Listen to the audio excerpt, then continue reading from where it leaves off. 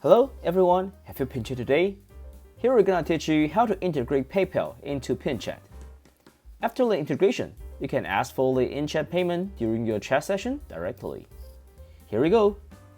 Select Settings, In-chat payment settings, PayPal settings.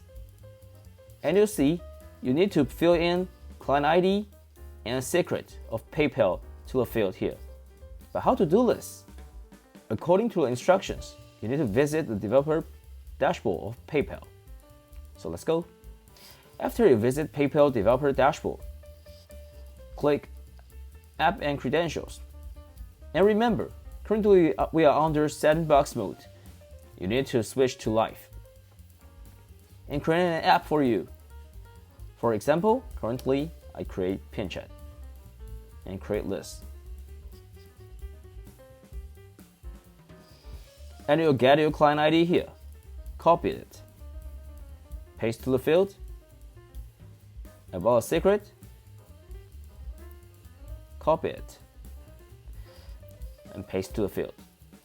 Then, save this one. Remember to turn on PayPal and set option for your customers to do in-chat payment by PayPal. Make the in-chat payment easier with PinChat.